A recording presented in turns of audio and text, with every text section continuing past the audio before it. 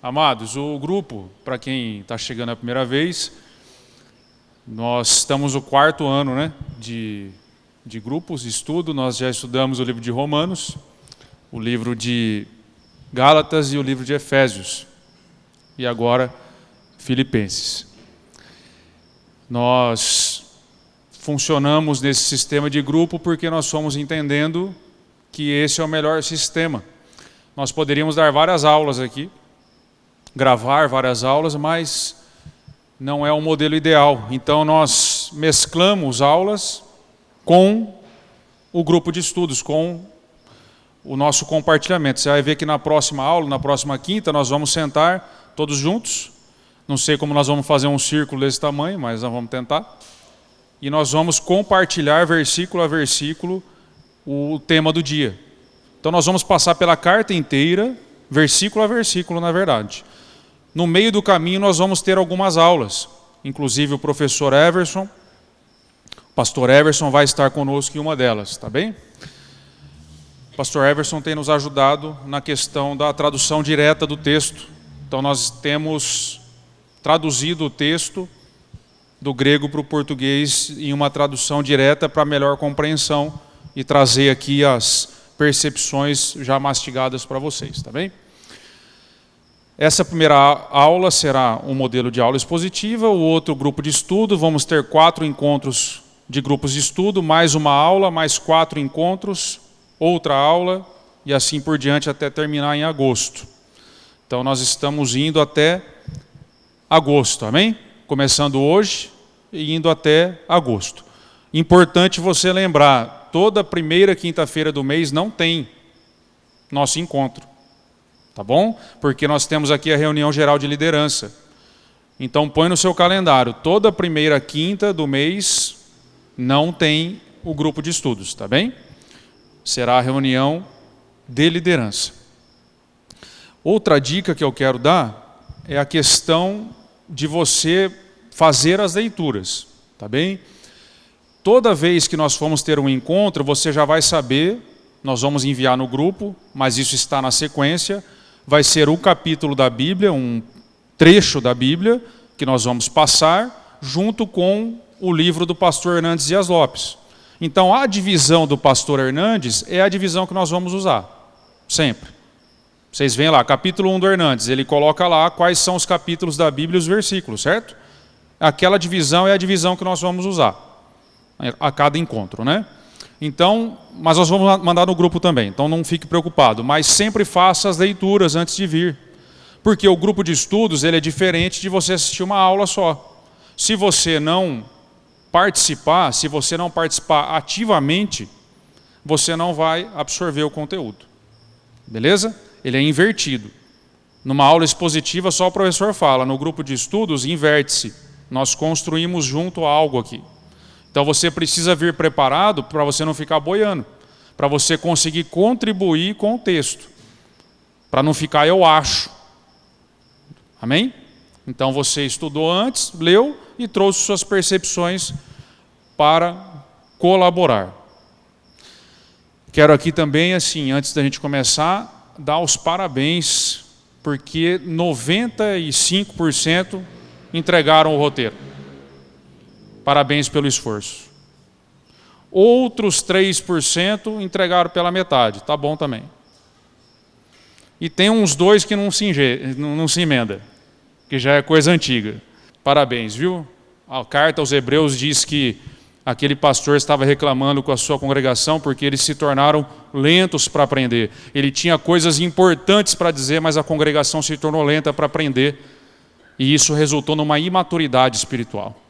Nós estamos aqui para avançar espiritualmente, amém? Quanto mais você conhecer da palavra, mais maduro você estará, porque você terá crescido na graça, que é a vontade de Deus. Deus não deseja que sejamos meninos o resto da vida. Nós precisamos crescer. Vamos lá? Divisão da aula, então, só para vocês entenderem. Nós vamos responder aqui, procurar responder 4 pontos e começar, tá bem? Para que a gente possa tratar do assunto. Como e em qual contexto a igreja nasceu em Filipos? Nós vamos procurar responder isso. Como surgiu essa igreja? Temos informações sobre isso? Nós vamos avaliar. Segundo ponto, é possível estabelecer um objetivo na carta? É possível a gente extrair da carta qual era o propósito do autor em escrever aquilo? Algumas cartas não são possíveis, algumas são. É possível, terceiro ponto, é possível estabelecer um tema central na carta? Algumas cartas, alguns livros, você não consegue identificar tão claramente um tema central único que perpassa pelo capítulo inteiro, pela carta inteira. Nessa carta será possível, como vamos ver. E por fim, se der tempo, nós vamos tratar do capítulo 1 ao 11, versículo a versículo. Eu creio que não vai dar tempo, mas aí eu coloco isso para o próximo encontro, sem problemas, tá bem? Vamos lá então. A carta de Paulo aos Filipenses é uma das cartas da prisão. Ela está ao lado de Efésios, Colossenses e Filemão. Essas 4 cartas são as cartas que nós chamamos cartas da prisão. É uma carta belíssima, porque o apóstolo manteve uma relação muito próxima com essa igreja. Vocês viram aí no material que o apóstolo tinha uma relação muito íntima com a igreja de Filipos. Essa igreja que foi a primeira igreja fundada na Europa. A primeira igreja para o lado ocidental que Paulo fundou. E ele tem uma pessoalidade muito grande com essa igreja. E isso é essencial para compreender a carta. O amor de Paulo é marcante nessa carta. Ele diz que tem saudades. Ele diz que ama os filipenses, que os leva no coração. Você não vê em nenhuma outra carta o apóstolo se dirigindo com tanto amor, com tanta proximidade a uma igreja como essa. Ele é muito grato à igreja ali em Filipos. E como nasce essa igreja, né? Essa primeira igreja plantada na Europa? Essa igreja nasce, em primeiro lugar, no coração de Deus. E depois nasce no coração do apóstolo. Se você quiser acompanhar comigo, Atos dos Apóstolos, capítulo 16. Essa igreja nasce no coração de Deus. Todo projeto que nós vamos empreender, nós precisamos conferir com Deus, orar a Deus, perguntar a Deus. Atos capítulo 16, dos versículos 7 em diante. Tudo que nós vamos fazer, precisamos da direção de Deus. Tudo. Essa igreja nasce do coração de Deus, como nós vamos ver. E não do homem. Olha lá, Atos capítulo 16, verso 7 em diante. Quando chegaram à fronteira da Mísia, tentaram entrar na Bitínia. Olha aqui, ó. Mas o Espírito de Jesus os impediu. Então contornaram a Mísia e desceram a Troade. Durante a noite, Paulo teve uma visão, na qual um homem da Macedônia estava em pé e lhe suplicava: passe a Macedônia e ajude-nos. Depois que Paulo teve essa visão, preparamo-nos imediatamente para partir para a Macedônia, concluindo que Deus nos tinha chamado para lhes pregar o Evangelho. Então você vê, Paulo estava indo para um lado, para a Ásia. O Espírito, Lucas aqui, que é o autor de Atos dos Apóstolos, o mesmo Lucas, o médico, que escreveu o Evangelho, ele relata que o Espírito de Jesus os impediu e durante a noite Paulo tem uma visão e eles todos concluem que essa visão tinha um significado muito claro, que eles deveriam ir para a Macedônia, região onde fica a cidade de Filipos. E eles vão lá para pregar o Evangelho. Nasceu no coração de Deus e depois nasceu no coração do apóstolo. Amém? Ao chegar na região de Filipos, eles procuram, toda essa história está relatada em Atos, se você depois quiser acompanhar. Tá? Eles chegam na região de Filipos e vão procurar um local de oração, junto ao rio. E enquanto estão orando, está lá Lídia com algumas mulheres. Lídia era prosélita, ou seja, adepta do judaísmo, simpatizante do judaísmo. E elas estão ouvindo essa oração. Paulo está orando ali com os seus companheiros, e ela ouve essa oração, e a palavra diz que então Deus lhe abriu o coração. E ela creu, enquanto ouvia a oração de Paulo. E naquele contexto ela já pede para ser batizada e já cede a sua casa ela era uma comerciante provavelmente bem-sucedida, de púrpura, um tecido, né, que era raro na época de ter, e ela cede a sua casa, então, para que essa igreja inicie, a igreja em Filipos. Plano de Deus. Quando os apóstolos, então, retornam, provavelmente no dia seguinte ou logo após, em algum outro horário, ao rio para orar novamente, uma menina escrava, possuída de um demônio, começa a seguir os apóstolos por dia e gritar, anunciar que eles, deixa eu ver se eu anotei aqui, esses homens são servos do Deus Altíssimo e anunciam a vocês o caminho da salvação. Uma coisa estranhíssima, né? O diabo pregando. Então os apóstolos iam lá orar e essa menina, possuída de um espírito maligno, saía gritando, esses homens anunciam o caminho da salvação. O texto em Atos diz que, incomodado com essa situação, após dias essa menina gritando, o apóstolo Paulo se vira para ela e repreende esse demônio e a menina é liberta. O problema é que essa menina tinha um espírito nela que era um espírito de adivinhação e os seus donos lucravam dinheiro com isso. Quando Paulo expulsa o demônio dela, ele cria um problema para si, porque ele acabou com a fonte de lucro do dono da escrava. E o dono da escrava, procurando saber quem fez isso, encontra Paulo e manda prendê-lo. Paulo e Silas, então, são recolhidos à prisão. E aí a história você já conhece, à meia-noite, os dois cantavam louvores. E o chão tremeu, e as trancas se abriram. E o carcereiro ficou apavorado, porque vocês sabem que o carcereiro, se permitisse que o prisioneiro fugisse, ele seria executado. E ele já está prestes a suicidar-se, e Paulo diz, não faça nada, nós estamos todos aqui. E o carcereiro se impressiona então com o testemunho de honestidade de Paulo e pergunta, o que eu preciso fazer para ser salvo? Crê no Senhor Jesus, tu e a tua casa serão salvos. E então esse carcereiro se converte. Por volta da meia-noite, então, esse milagre acontece. Então você percebe que aqui começa a igreja em Filipos. Lídia era uma simpatizante do judaísmo que foi convertida ouvindo a oração de Paulo. Deus lhe abriu o coração. É assim que Deus fez com ela. A jovem, ela praticava algum tipo de ocultismo, porque ela era possuída, provavelmente ela tinha alguma prática de ocultismo nisso, de adivinhações e tudo mais, e ela foi liberta com a expulsão do demônio que a possuía e se converteu. O carcereiro provavelmente praticava a religião romana. Ele era um funcionário de Roma, provavelmente ele era adepto do culto ao imperador e do culto aos ancestrais e de toda a religião romana, que era uma bagunça, né? E então ele também se converte pelo testemunho, pelo bom testemunho de Paulo. O início dessa igreja nos deixa muito claro, e provavelmente ela foi relatada por Lucas, porque é um evento muito importante para a época, tanto para o judaísmo quanto para o mundo greco-romano. O judaísmo, que era um povo exclusivista, que só eles tinham acesso, e o povo greco-romano também desprezavam quem eram estrangeiros, tanto é que eles chamam quem não é romano de bárbaros. Qualquer um que não fosse romano era considerado um bárbaro. Nesse episódio fica claro que o evangelho não tem fronteiras. Porque a salvação, ela é sempre pela fé. O evangelho salva somente pela fé em Cristo. Isso não muda nunca. Sempre foi assim, desde a antiga aliança até a nova. Na antiga aliança, os nossos irmãos foram salvos pela fé no Messias que viria.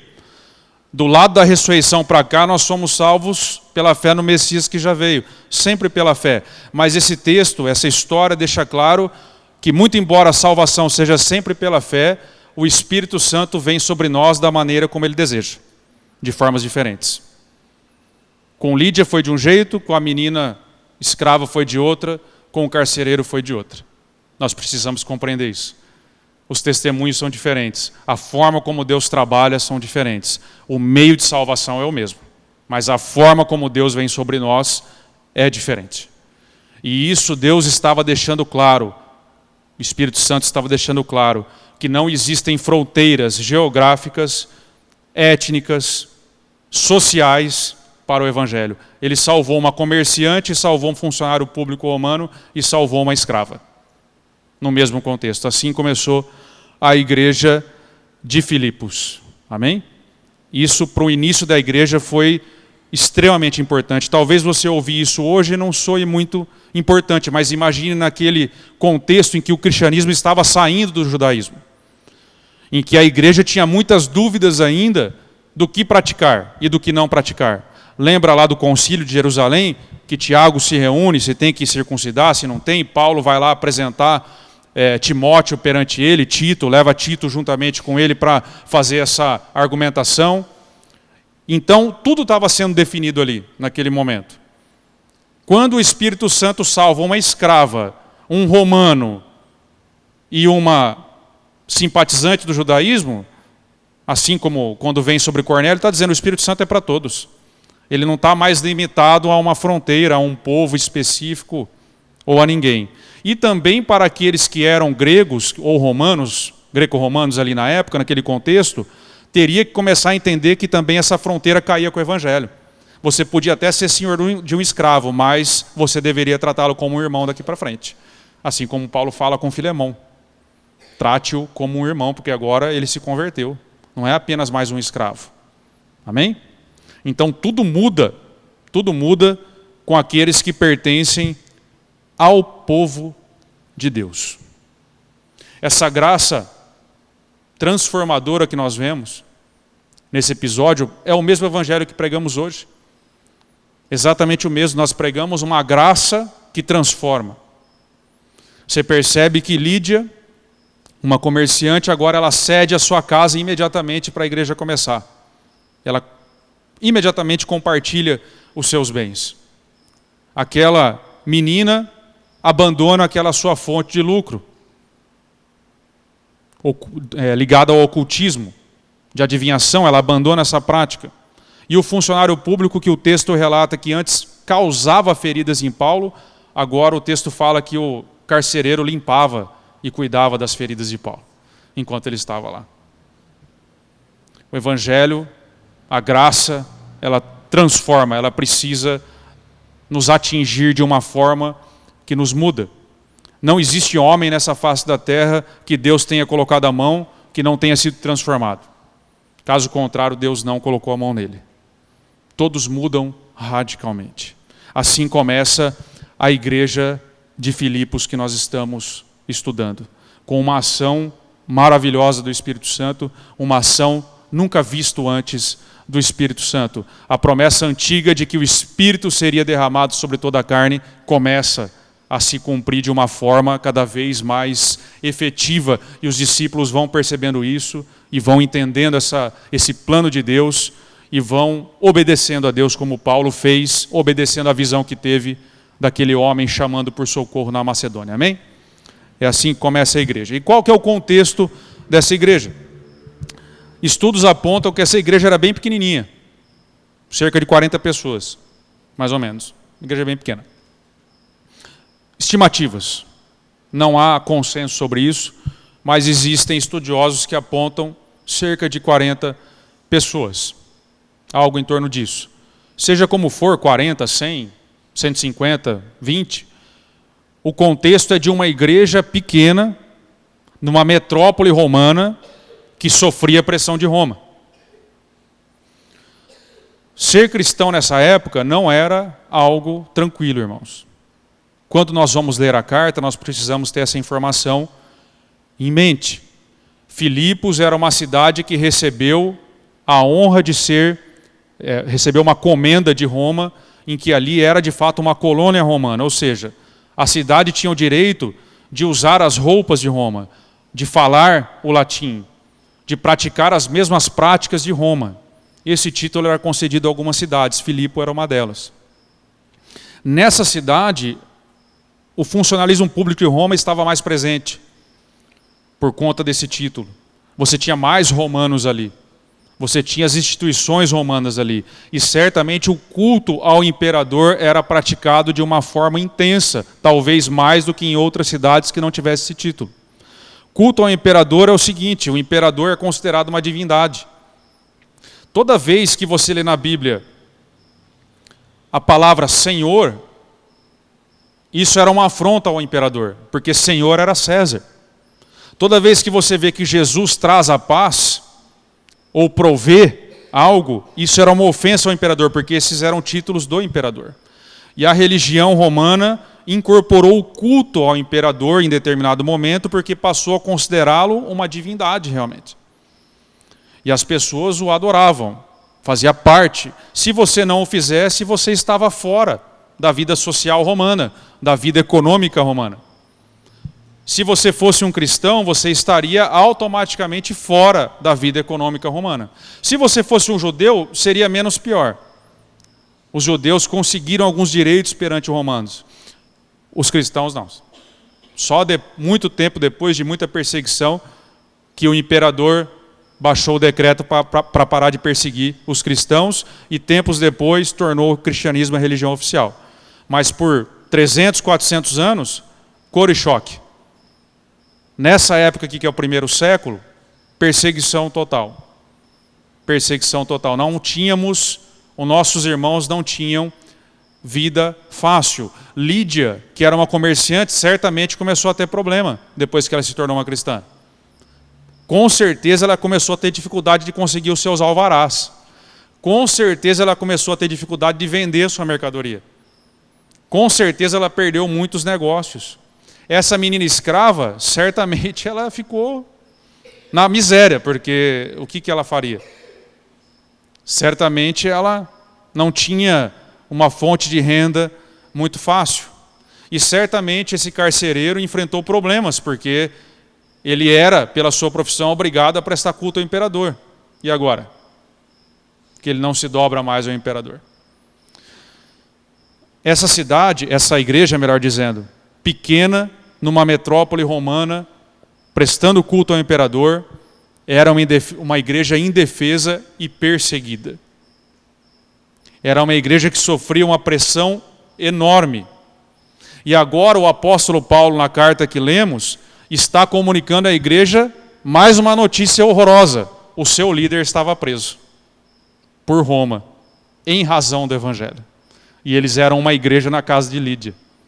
Ou seja, quando você lê a carta aos Filipenses, você tem que ter na cabeça que era uma igreja que estava reunida como nós estamos, com medo de entrar o guarda romano e levar todo mundo para a prisão a todo momento. É nesse espírito que você tem que ler a carta. Porque é isso que Paulo está comunicando por meio de Epafrodito, como ele diz no capítulo 3, que está provavelmente levando a carta aos Filipenses, e está dizendo, estou preso. Mas eu quero explicar para vocês teologicamente o que é estar preso pelo Evangelho. Muito embora eu esteja preso pelo Evangelho, vocês não devem temer. Eu não escondo de vocês que possivelmente vocês sofrerão as mesmas coisas que eu tenho passado. Filipenses 2 no final do capítulo 2. Vocês têm passado as mesmas lutas que eu passei. Eu creio que eu vou ser libertado. Paulo acreditava ainda que seria, nunca mais foi. Depois disso, Paulo seguiu para Roma e foi para Roma não, seguiu para a execução, seguiu para outra prisão. Nessa época, provavelmente ele estava numa prisão domiciliar, depois ele segue para o calabouço e é executado. E ele está comunicando à igreja, olha, eu estou preso. Vocês têm que continuar firmes na defesa do Evangelho. Esse é o contexto da carta. E você achando que era uma carta da alegria. De só alegria. De só paz. Ela é. Mas é uma carta de alegria apesar. É uma carta de alegria se você mudar a sua mentalidade. Se você compreender o que Paulo compreendia acerca do Evangelho. Se o Evangelho for o centro, é uma carta da alegria. Senão ela não tem nada a dizer a nós. Ela não é um manual coaching para vivermos bem no século 21, confortavelmente. O contexto da carta é uma igreja perseguida, afrontada, sem direito algum, no meio de um império que era cruel, sem direitos humanos, sem nada. para que pudesse se livrar de uma arbitrariedade.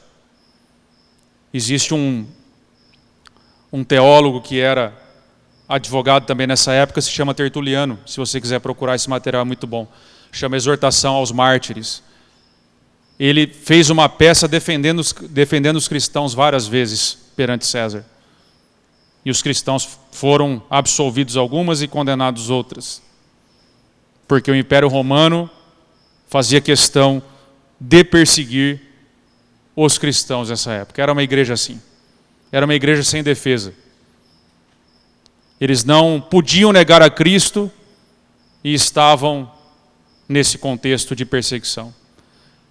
Os documentos históricos nos apontam que nessa época, quando você ia ser batizado, era um ato público o batismo, os presbíteros se reuniam e eles perguntavam: você tem certeza disso? Porque a sua vida vai mudar radicalmente. Não tem mais volta depois que você fizer essa profissão pública. Você tem certeza? Tenho certeza. Então seja batizado em nome do Pai, do Filho e do Espírito Santo. E essa pessoa então passava automaticamente a ser uma pessoa perseguida dentro do Império Romano. Ela poderia a qualquer momento ser presa, ser acorrentada, simplesmente porque não prestava culto ao imperador. Amém? Esse é o contexto da igreja. E já entramos nos objetivos. É possível, então, com clareza, tirar um objetivo da carta aos Filipenses? Um objetivo geral? Fica claro isso na carta? Fica claro. O objetivo da carta, nós precisamos entender o seguinte: a ausência física do apóstolo Paulo e o temor da igreja de sofrer as mesmas retaliações são pontos cruciais para que a gente possa compreender, como a gente já vem falando. Se você quiser puxar aí, não puxa porque eu não anotei, mas eu vou falar, vocês acreditam em mim. Está assim na carta aos Filipenses. Como vocês sempre obedeceram, eu acho que está no 2:15 mais ou menos, dá uma olhada aí. Está no final do capítulo 2, na segunda perícope aí. Diz assim, como vocês sempre obedeceram na minha presença, porém agora muito mais na minha ausência, desenvolvam a sua salvação com temor e tremor, porque Deus é quem efetua em você tanto o querer como o realizar. Então olha, a ausência do apóstolo e o medo da igreja são pontos cruciais para a gente compreender o objetivo da carta. Olha o que Paulo diz: como vocês sempre obedeceram na minha presença, e agora muito mais na minha ausência, continuem a desenvolver sua salvação com temor e tremor. Porque é Deus, não sou eu. É Deus quem efetua em vocês tanto o querer quanto o realizar. Por isso vocês não precisam temer. Por isso vocês têm que continuar firmes na defesa do Evangelho, não interessa o que aconteça. Não recuem. O que é sinal de perdição para eles é de salvação para nós. Não recuem. Continuem firmes na defesa do Evangelho. É Deus quem faz, tanto o querer quanto o realizar.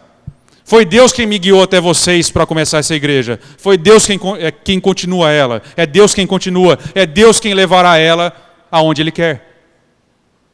Não depende de mim. Mesmo que eu esteja ausente, não depende de mim. Vocês devem continuar. É isso que o apóstolo está dizendo. Conclusão, o apóstolo encaminha essa carta com o objetivo de agradecer essa igreja que fez uma oferta para ele. No capítulo 4, no final, você vai perceber isso, que Paulo fala dessa oferta que ele recebe. E ao mesmo tempo, o objetivo do apóstolo é acalmar, encorajar e instruir essa igreja na sua total ausência em razão da sua prisão. E diante da possibilidade da igreja ser presa também. Esse é o objetivo da carta. Quando você lê a carta, é importante você ter tudo isso na cabeça. Por quê? A carta aos Filipenses, irmãos, assim como o restante da Bíblia, ela não é um livro que foi escrito para nós, no nosso contexto. Deus não pegou esse livro e escreveu para nós aqui na Amor e Graça. A carta aos Filipenses foi escrita por um apóstolo em específico, para uma igreja em específico, num contexto específico. Não foi escrita para nós aqui no século 21. ela se aplica a nós, porque é a palavra de Deus eterna, inspirada pelo Espírito Santo. Mas ela foi escrita aos filipenses. Fazer esse transporte direto é o que gera as interpretações erradas. Porque aí as pessoas começam a ler a carta aos filipenses como se fosse um manual de como ser alegre, de como ter paz, de como ter prosperidade pessoal. Como se o apóstolo estivesse ensinando aquela igreja a viver muito bem, confortavelmente. O apóstolo está convidando aquela igreja a morrer pelo evangelho, não a viver confortavelmente. E as pessoas pegam trechos isolados, o mais comum é, tudo que é bom, perfeito, agradável, nisso pensai. Isolam esse versículo e colocam como se fosse um artigo de psicologia. Não andeis ansiosos por coisa alguma. Pense em coisa boa. Se você pensa, está vendo? A Bíblia fala, se você pensar em coisa boa, vai ficar tudo bem. Não é isso que Paulo está falando. Em primeiro lugar, se você não for um cristão, a Bíblia não tem nada a dizer a você, na verdade. A não ser converta-se, arrependa-se e creia. Essa questão é para os filhos. E não é para que os filhos possam isolar esse versículo para que nós possamos simplesmente manter o nosso bem-estar. A carta não é para isso. O versículo não é para isso. Nós vamos ver ao longo do curso que não é para isso. Por isso é importante você entender o contexto. Depois de você compreender o que Paulo está querendo dizer àquela igreja, você pode pegar isso e aplicar à igreja hoje. Esse é o exercício. Se nós retirarmos um animal direto das profundezas do oceano direto, sem descomprimi-lo, a pressão aqui em cima arrebenta esse animal. É a mesma coisa. É uma pérola enterrada que você precisa trazê-la com cuidado para o nosso contexto. Entender o que o autor está dizendo. Amém? Estou falando grego? Hebraico? Aramaico? Que bom, então é o Espírito, né? Que eu não sei falar. Dúvidas, irmãos? Graças a Deus. Vamos entrar na segunda questão, então. É possível, então, além do objetivo, tirar uma mensagem central dessa carta? Seria possível? É possível. Vocês percebem que tem uma exortação recorrente na carta, insistente de Paulo. Várias vezes o apóstolo diz, de maneira direta e indireta, tenham o mesmo modo de pensar. O mesmo modo de pensar de Cristo. Toda hora o apóstolo fala isso em todos os capítulos. Menos no 1. Mas no 1 ele fala de uma forma diferente. Mas no 2, no 3 e no 4, expressamente, tenham a mesma forma de pensar. Mais de uma vez em cada capítulo. A carta, ela fala muito como nós devemos pensar. E como nós não devemos pensar também. Se Efésios, nós estudamos ano passado, você pode puxar lá no YouTube, vai ter os cursos lá. Se Efésios falava de uma nova humanidade em Cristo, que foi formada, a carta aos Filipenses fala de uma nova mentalidade em Cristo, que está sendo formada no povo de Deus. O apóstolo trata muito dessa questão do pensar, de como enxergar e de como não enxergar as coisas. De um ponto de vista positivo, prepara a Bíblia aí que nós vamos abrir bastante. Puxa aí, Filipenses 2, 1, 2.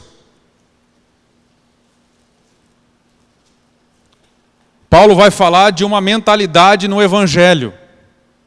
De uma nova mentalidade, de um novo jeito de enxergar as coisas. Ele diz assim, olha, portanto, se existe alguma exortação em Cristo, alguma consolação de amor, alguma comunhão do Espírito, se há profundo afeto e sentimento de compaixão, então completem a minha alegria, todo mundo junto? Tendo o mesmo modo de pensar, tendo o mesmo amor e sendo unidos de alma e mente. Um pouquinho para frente, Filipenses 2, do 5 em diante, ele diz assim, tenham entre vocês o quê? o mesmo modo de pensar de Cristo Jesus, que mesmo existindo na forma de Deus, não considerou o ser igual a Deus algo que deveria ser retido a qualquer custo. Lá em Filipenses 3, do 12 em diante. Texto incrível esse aqui. Diz assim: não que eu já tenha recebido isso, ou já tenha obtido a perfeição, mas eu prossigo para conquistar aquilo o que também fui conquistado por Cristo Jesus. Isso aqui é maravilhoso, eu prossigo para conquistar aquilo para o qual já fui conquistado. Isso é de uma profundidade imensa. E ele continua: irmãos, quanto a mim, eu não julgo havê-lo alcançado, mas uma coisa eu faço, esquecendo-me das coisas que ficaram para trás e avançando para as que estão na frente, prossigo para o alvo, para o prêmio da soberana vocação de Deus em Cristo Jesus. Agora olha aqui, todos os que somos maduros, tenhamos este mesmo modo de pensar. E se em alguma coisa vocês pensam de modo diferente, também isto Deus revelará a vocês. Pensar. Forma de pensar. É o que Paulo está tratando. Filipenses 4, do 2 em diante. Peço a Evódia e peço a Síntique que no Senhor tenham o mesmo modo de pensar. E peço a também você, fiel companheiro de jugo, que auxilie essas mulheres, pois juntas se esforçam comigo no Evangelho, juntamente com Clemente e com os demais cooperadores meus, cujos nomes estão escritos no livro da vida. Filipenses 4:8. Finalmente, irmãos, tudo que é verdadeiro, tudo que é respeitável, tudo que é justo, tudo que é puro, tudo que é amável, tudo que é de boa fama, se alguma virtude há, se algum louvor existe, seja o quê? Isso que ocupe o pensamento de vocês. Forma de pensar. De um ponto de vista negativo também tem a exortação, se você abrir em Filipenses 3, 4, 7. Agora Paulo vai tratar no que não pensar. É verdade que eu também poderia confiar na carne. Olha aqui, se alguém pensa que pode confiar na carne, eu ainda mais. Fui circuncidado ao 8º dia, sou da linhagem de Israel e tudo mais. Paulo dá as credenciais religiosas dele, para dizer que não se deve confiar na carne, mas apenas em Cristo. Se alguém pensa dessa forma, não deveria. Filipenses 3, 18 em diante. Presta bem atenção nesse aqui. Filipenses 3, do 18 em diante.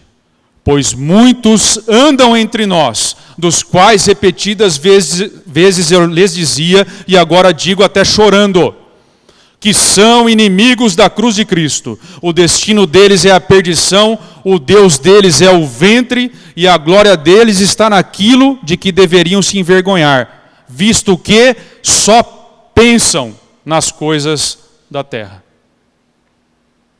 Forma de pensar errada. Porque a nossa pátria está nos céus. Pensem nas coisas lá do alto, é o que Paulo diz. E por fim, Filipenses 2:20. Filipenses 2:20. Porque não tenho ninguém com esse mesmo sentimento e que se preocupe tão sinceramente por vocês. Todos os outros buscam os seus próprios interesses e não de Cristo Jesus. Ou seja, aqueles pensam dessa forma, colocam os interesses pessoais acima dos interesses de Cristo. Uma forma de pensar equivocada.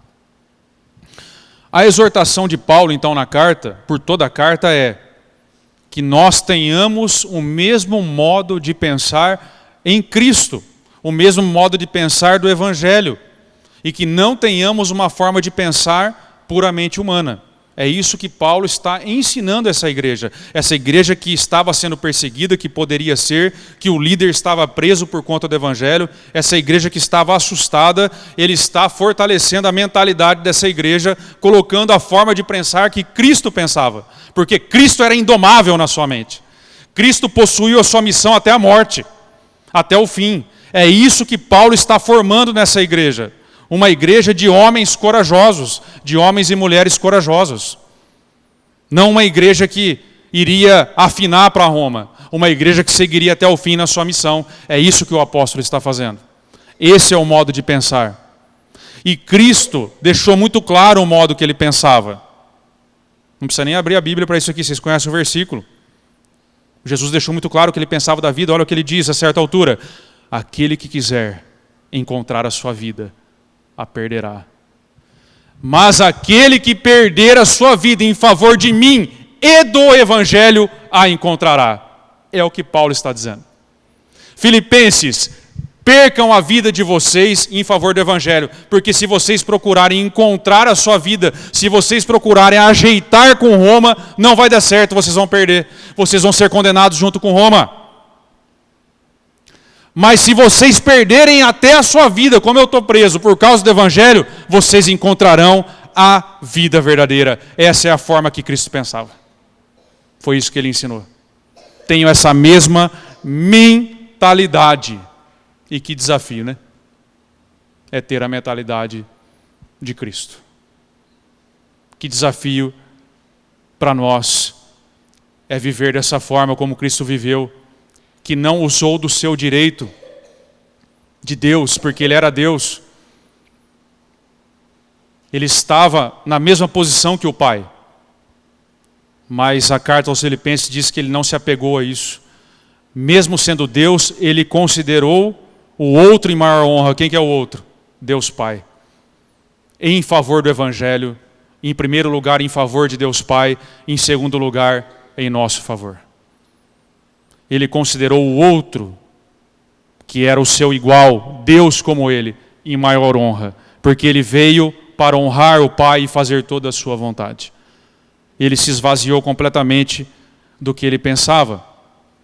Outra forma de dizer isso, esse modo de pensar é: amem a Deus sobre todas as coisas, inclusive acima de vocês mesmos. É a mesma coisa. É o primeiro mandamento. Amem a Deus. Jesus não veio para preservar a própria vida, mas ele veio para dá-la.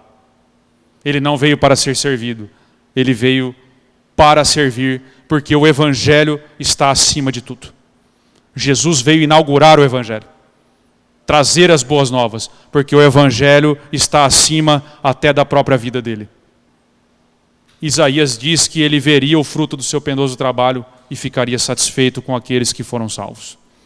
Jesus veio para essa hora. Ele sabia desde o início que ele veio para aquela hora de dar a sua vida. Esse era o objetivo dele. O Evangelho estava acima de tudo. Nada mais importava para Jesus. Quando Pedro inventa de falar para ele: não, Senhor, jamais o Senhor será crucificado. O que Jesus fala? Para trás de mim, Satanás. Você não cogita das coisas de Deus. O que me importa é a minha missão. O que importa é cumprir a vontade do meu Pai. Para o apóstolo Paulo, ele está ensinando à igreja: não se intimidem. Se vocês perderem a vida de vocês pelo Evangelho, é aí que vocês encontrarão. No exato momento do abandono, no exato momento da perseguição, Deus estará com vocês. Não se intimidem. É isso que Paulo está fazendo. Nós podemos dizer então que essa carta é uma exortação a termos essa nova mentalidade, porque nós somos parte de uma nova humanidade em Cristo Jesus. Em Cristo Jesus, dos dois povos, Deus fez um só e iniciou uma nova humanidade redimida. Cristo é o primeiro dessa nova humanidade que tem que pensar diferente a vida. É isso que Paulo está insistindo com a igreja em toda a sua carta. A forma de pensar do povo de Deus é a forma que faz do Evangelho o bem mais precioso, posicionando o Evangelho acima de nós mesmos, inclusive. Essa é a forma de pensar. Algo deu errado na sua vida? Ao invés de nós nos chatearmos e sair fazendo campanha para Deus mudar tudo, o que você não quer, antes nós deveríamos perguntar: isso atrapalhou o Evangelho? Contribuiu para o Evangelho? Se não, está tudo certo. Se não atrapalhou o Evangelho, não tem importância, não deveria ter tanta importância para nós. Paulo estava preso. E ele diz: você quer saber de uma coisa? Isso aí até contribuiu para o Evangelho. O que me aconteceu? Porque ele não estava olhando a vida pelas lentes da paz e prosperidade pessoal. Ele não estava preocupado com ele mesmo acima de tudo, ele não vivia no centro da própria vida. Ele colocou o evangelho no centro da vida dele. Por isso ele poderia dizer: eu sei estar contente em qualquer circunstância, tendo pouco ou muito. Porque o evangelho está solto, o evangelho não pode ser capturado, o evangelho não morre, o evangelho é eterno. E se a minha prisão contribui para o evangelho, e se isso tira a minha paz, está tudo certo. É óbvio que Paulo não queria ficar preso, tanto é que ele diz: olha, eu espero ver vocês de novo. Mas ele olha de novo para a situação e fala: mas contribuiu para o evangelho. Então está tudo certo para mim. Porque o evangelho importa mais do que a minha própria vida. O evangelho, essa carta, é um convite para colocar o evangelho como medida de todas as coisas.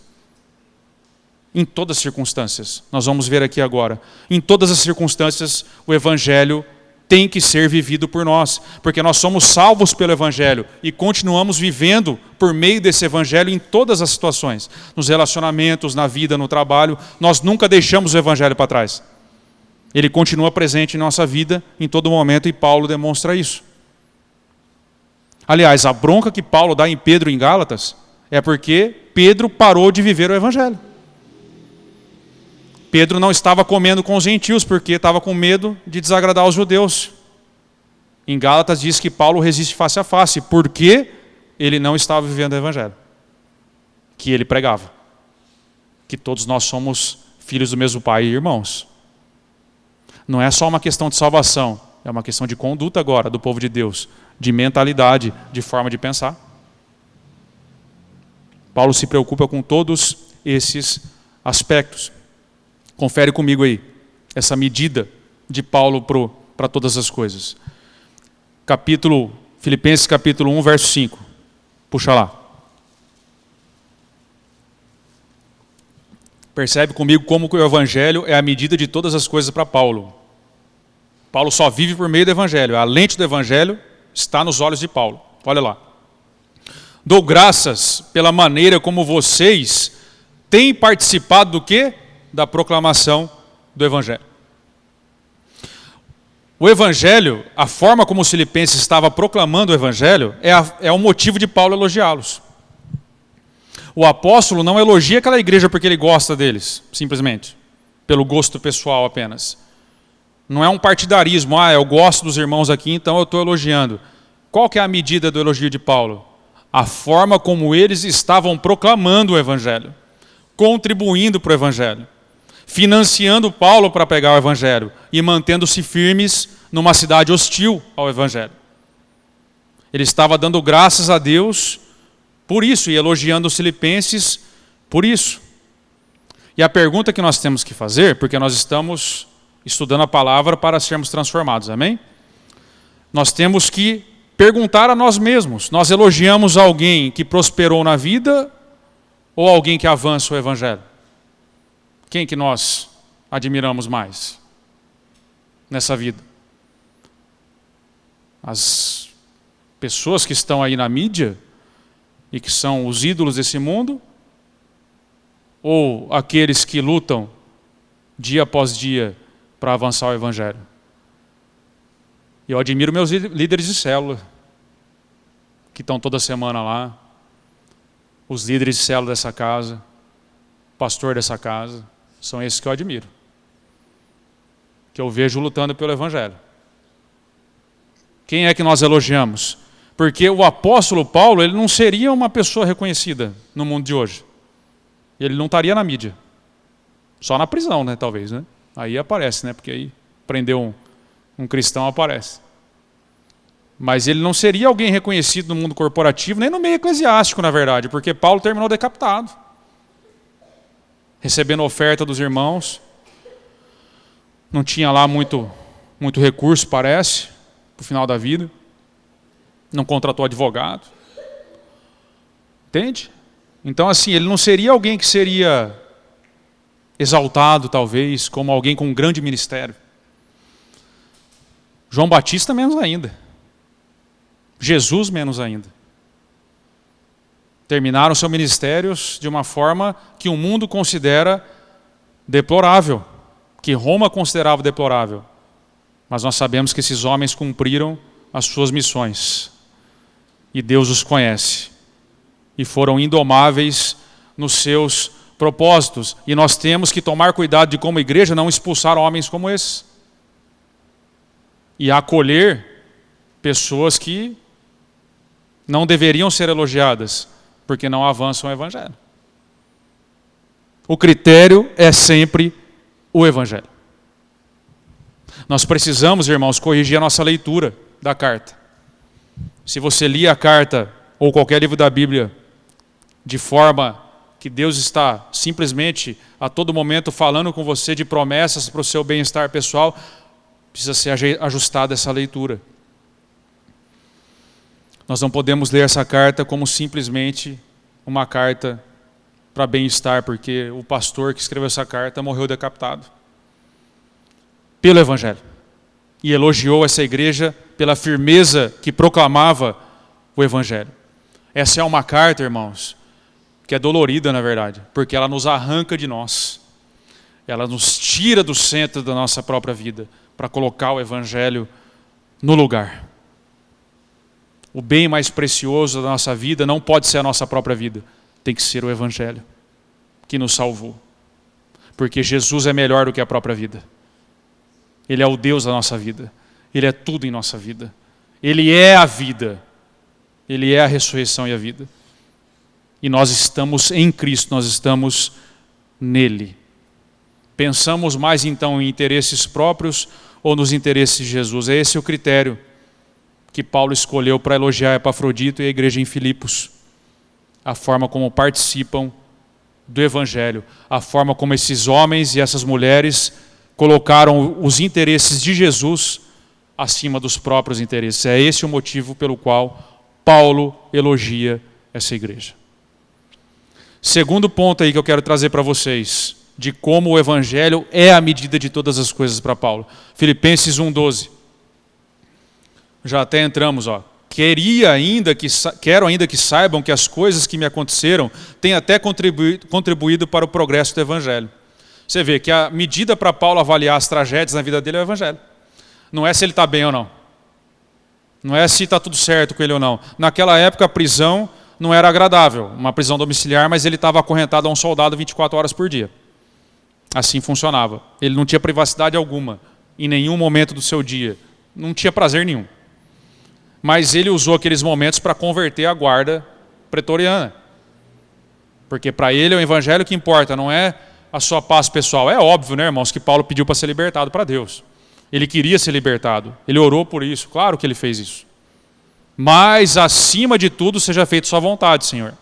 Assim esses homens pensavam. Assim Jesus pensava.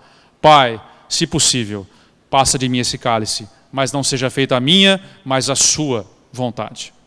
Essa é a oração que Deus ouve. A oração que não tem erro.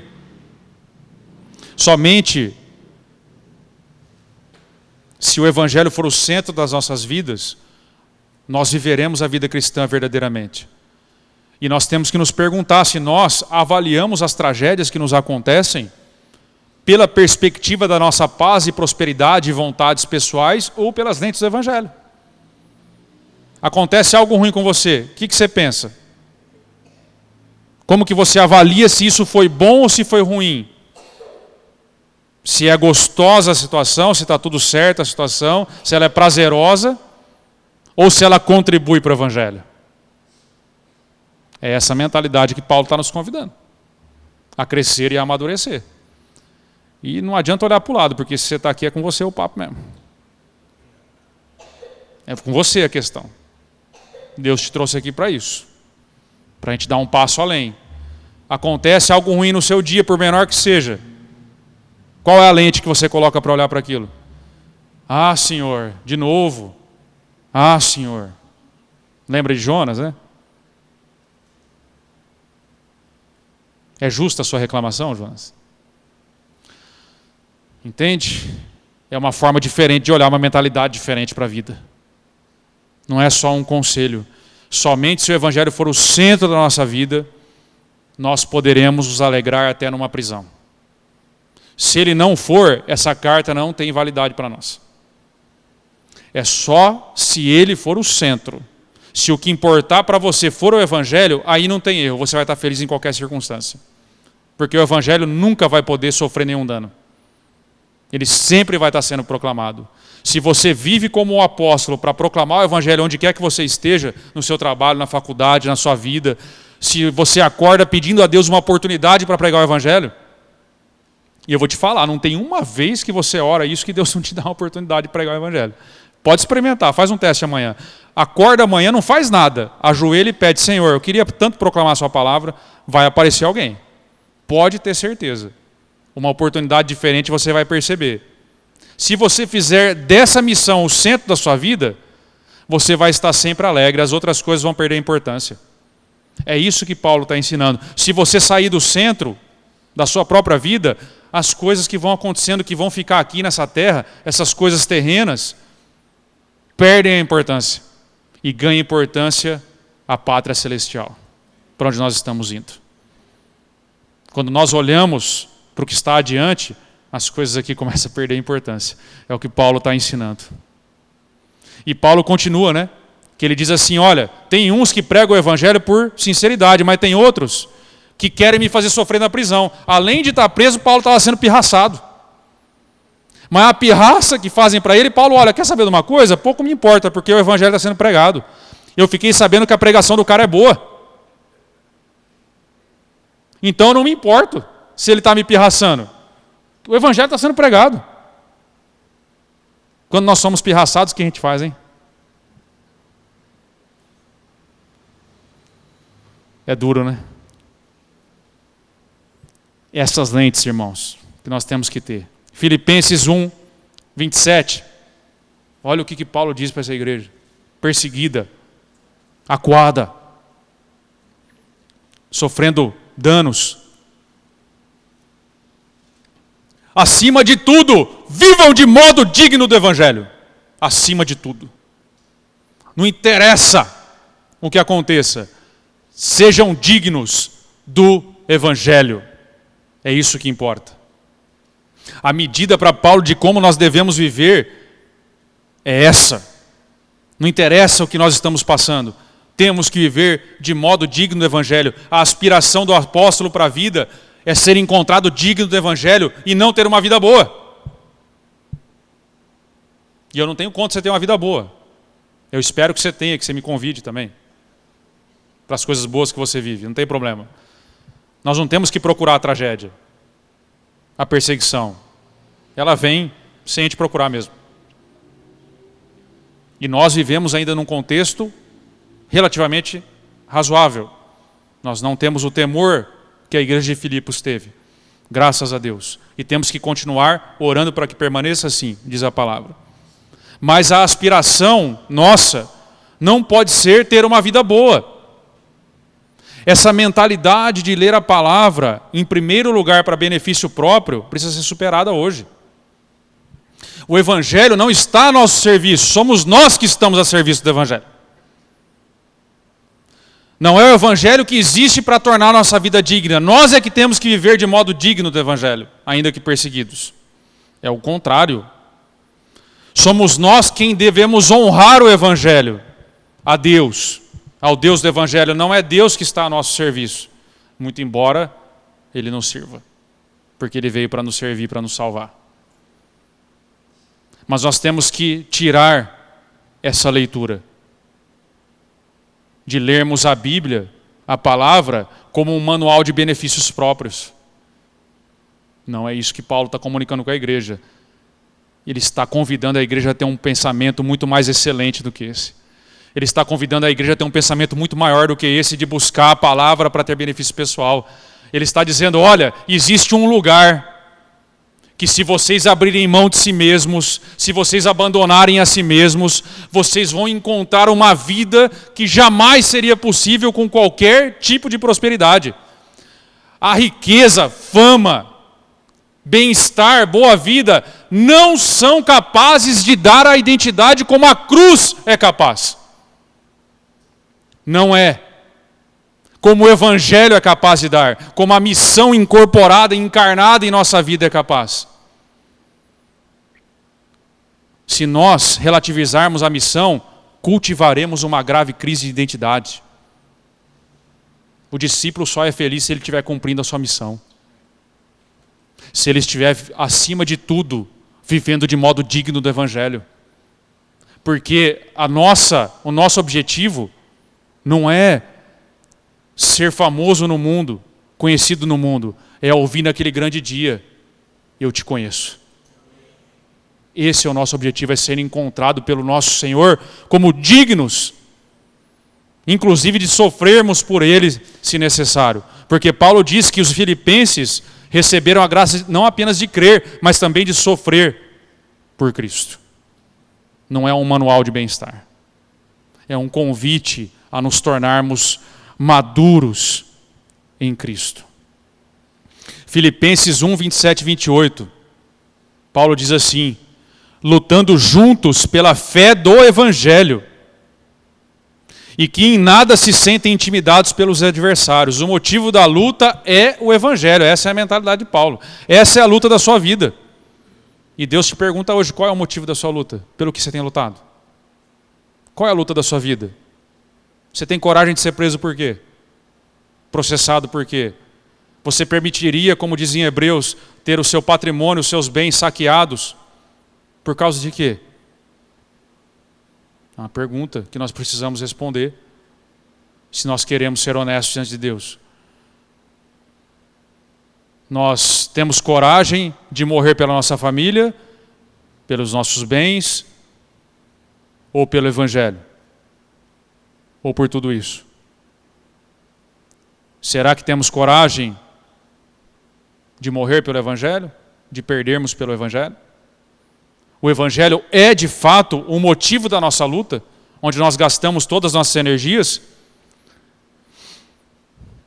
Ou nós estamos lutando por outras coisas e usando o Evangelho para atingi-las?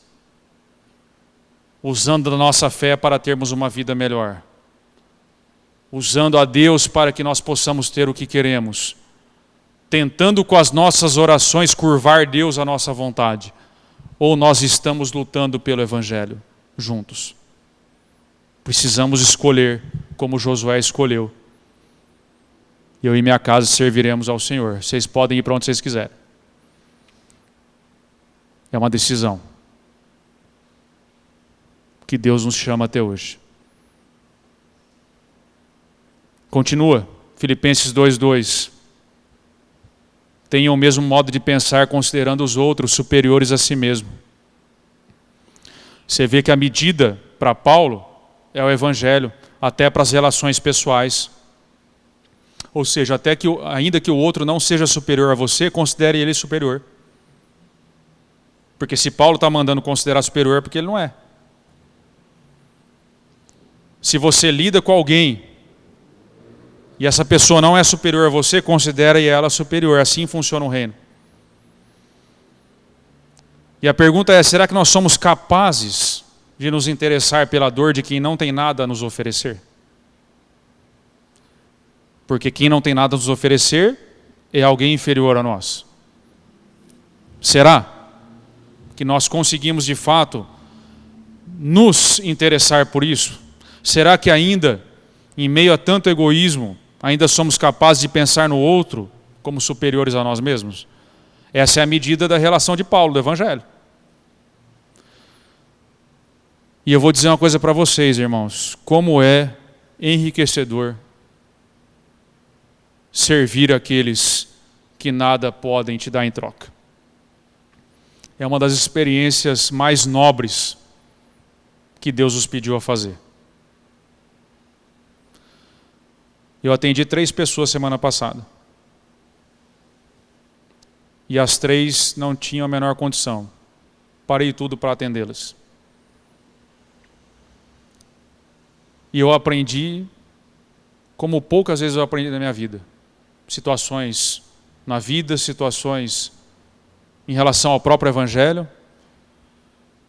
Porque é fazendo isso, é deixando os nossos próprios interesses para considerar o interesse dos outros, a urgência do outro. Eu também tinha minhas coisas para fazer. Mas é fazendo isso que nós invertemos a pirâmide de poder desse mundo e implantamos a pirâmide invertida de poder do reino, no qual o maior sempre serve o menor. na qual, se você quer ser grande, que sirva a todos, em primeiro lugar. Essa é a pirâmide do reino. Nós não exploramos os menores, nós os consideramos em maior honra. Essa é a forma de pensar que Paulo nos chama. Filipenses 2, 5, 6. Tenham entre vocês o mesmo modo de pensar de Cristo Jesus, que mesmo existindo na forma de Deus, não considerou ser igual a Deus, algo que deveria ser retido a qualquer custo, antes se esvaziou. A medida da nossa vida é o autor do Evangelho, que fez tudo isso. Ele era igual a Deus, mas ele não considerou ser igual a Deus, ele considerou Deus Pai maior que ele, e se esvaziou completamente para cumprir a vontade de Deus. Esquecendo-me das coisas que ficaram para trás, avançando para as que estão diante de mim, prossigo para o alvo, para o prêmio da soberana vocação em Deus, em Cristo Jesus. Todos, pois que somos maduros, tenhamos este modo de pensar.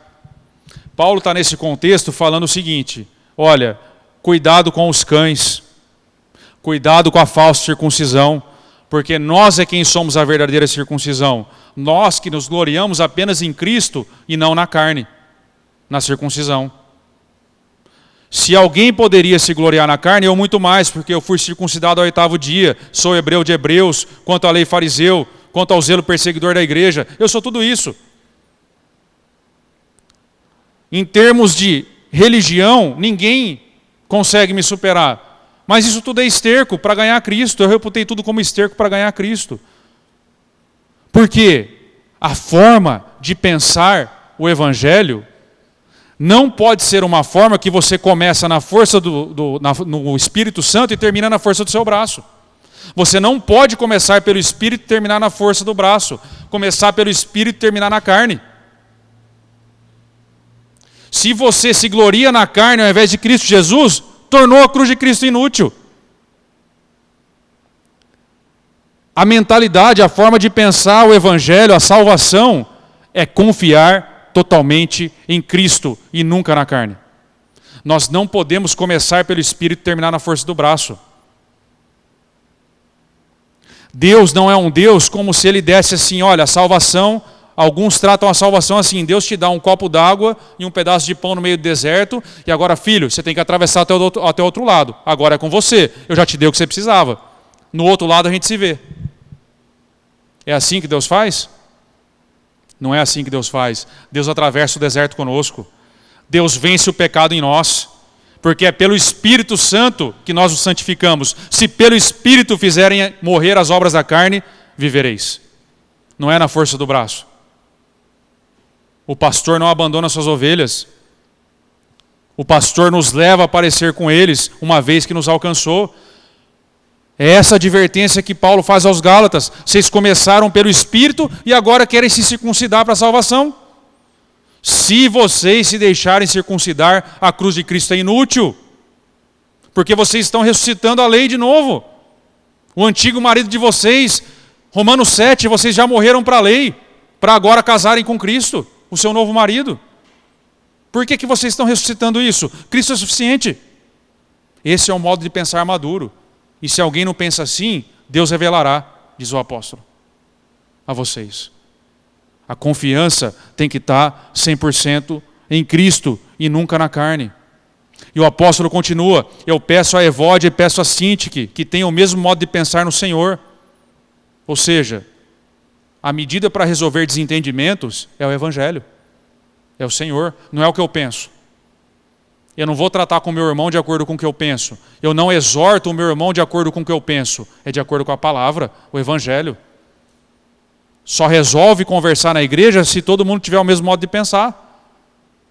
Porque senão vira discussão sem fim, como acontece lá fora. Tenham o mesmo modo de pensar. Olha o que Paulo pede. Peça a essas duas pessoas que tenham o mesmo modo de pensar no Senhor. As duas são participantes da graça. O nome de vocês estão escrito no livro da vida. Põe a mão na consciência. Coloca o Evangelho dentro disso. É isso que Paulo está convidando a fazer. Mas muitas vezes nós vamos exortar com base no que nós achamos. nas nossas opiniões, no que nós entendemos que é certo. Se não tem evangelho para falar, não fala. Porque essa é a medida de todas as coisas. Os conselhos que damos têm que ser com base na palavra, no evangelho. O mesmo modo de pensar no Senhor. E ele diz, olha, no final lá, né? Filipenses 4, 8, 9. Finalmente, irmãos, depois de eu dizer tudo isso aqui, ou seja, isso aqui não pode ser isolado nunca. Depois de eu dizer tudo isso aqui que nós falamos, finalmente, irmãos, tudo que é verdadeiro, respeitável, justo, puro, amável, boa fama, se alguma virtude há, se algum louvor existe, seja isso que ocupe o pensamento de vocês. Agora olha o detalhe aqui, o que aprenderam, receberam e ouviram de mim, e o que viram em mim, ponham em prática, e o Deus da paz estará com vocês. Não adianta só falar, tem que viver isso aqui, para que o Deus da paz esteja. Tudo que é puro e verdadeiro e honesto, pensem. E responde para mim o que seria mais verdadeiro, respeitável, justo, puro, amável, de boa fama e louvável do que o Evangelho. Eu não consigo pensar em mais nada. Pensem nisso. Mas, além disso, se você olhar lá em Filipenses 1, 9 e 10, o texto diz assim: e também faço essa oração, que o amor de vocês aumente mais e mais em conhecimento e toda percepção, para que vocês aprovem as coisas excelentes e sejam sinceros e inculpáveis para o dia de Cristo. Ou seja, o amor cresça mais e mais em conhecimento e percepção ou discernimento. O amor não é algo aleatório.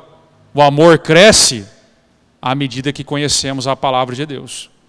O amor cresce à medida que nós vamos caminhando com Jesus. O discernimento aumenta a partir do momento que nós conhecemos o que Deus aprova, para que nós possamos aprovar também e reprovar o que Ele reprova. Então, tudo que é justo, bom, de boa fama, precisa passar pelo crivo do Evangelho. Tudo que você vê, tudo que você ouve, tudo que você fala, tudo que você pratica no seu dia, isso de fato ocupa a sua mente. Se você passa o dia vendo porcaria na televisão, não vai ser uma boa coisa no final do dia. Pessoas têm crises de ansiedade severas por conta disso. Por verem notícias o dia inteiro, chega no final do dia tem uma crise de ansiedade. Encheu a cabeça com o que não presta. Não tem o conhecimento da palavra para filtrar e julgar o que presta e o que não presta. Você vai ouvir uma música, você precisa filtrar. Você vai ver um filme, precisa filtrar. Julgar o que presta e o que não presta, para que você não encha a sua cabeça de coisas que não prestam e tenha um problema depois. O apóstolo está advertindo para isso. Para que você tenha paz na sua mente, você tem que praticar tudo isso e precisa encher a sua mente de coisas boas. Mas coisas boas, não de acordo com o que nós achamos, segundo o crivo da palavra e do Evangelho.